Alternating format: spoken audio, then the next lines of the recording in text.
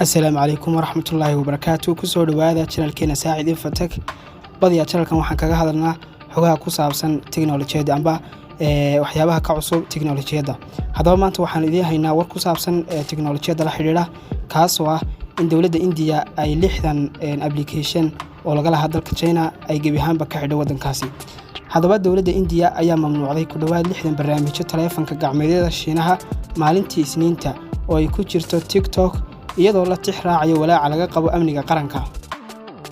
kadib isku dhac maray maleeshiyadooda bishan ayaa sare u qaaday xiisadda u dhaxaysa labada dal ilaa heerkii ugu dambeeyay sanadihii la soo dhaafay dagaalkan 2 isbuuc ka hor oo ay weheliso xadka lagu muransan yahay ee u dhaxeeya labada wadan ee dadka ugu tirada badan ayaa waxaa ku dhintay 20 askari oo Hindi ah isla markaana tiro aan la gelinayn khasaaraha Shiinaha.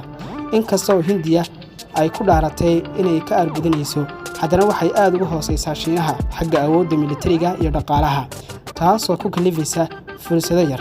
laakiin shirkadaha isgaarsiinta Shiinaha iyo shirkadaha isgaarsiinta bulshada ayaa indhaha ku haya suuqa weyn ee Hindiya iyo awooddiisa sii kordhaysa.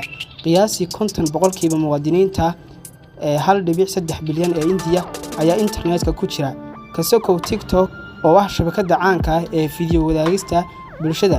barnaamijyada la mamnuucay waxaa ka mid ah WeChat, UC Browser, ShareIt iyo Baidu Map. falanqeeyaasha ayaa sheegay in ilaa 3 meelood meel dadka isticmaala TikTok ee ku baahsan Hindiya ay saldhig ku leeyihiin barnaamijyada Shiinaha.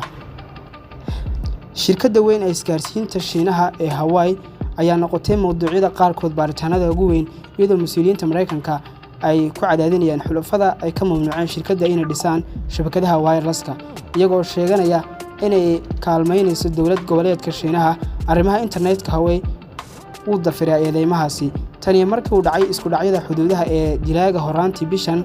diblomaasiyiinta ayaa Hindiya ku kalifay inay ka hortagaan in Huawei ay soo gasho suuqa Hindiya si ay u dhisto shabakadda 5G ah. dawladda Mareykanka ayaa baaraysa TikTok oo ay leedahay shirkadda Shiinaha ee ByteDance arrimaha la xiriira amniga qaranka. Yurub gudaheeda mas'uuliyiinta ayaa tijaabinaya hababka xog ururinta ee shirkadda. Hindiya su'aasha hadhay ayaa ah sida ay dawladdu u maareyn doonto dhaqan gelinta ee xayiraadda lagu dhawaaqay Isniintii. hal ikhtiyaar waxay noqon lahayd in lagu cadaadiyo hawlwadeenada dukaanada barnaamijyada sida Apple iyo Google inaysan mar dambe ka dhigin adeegyada loo heli karo soo degsashada.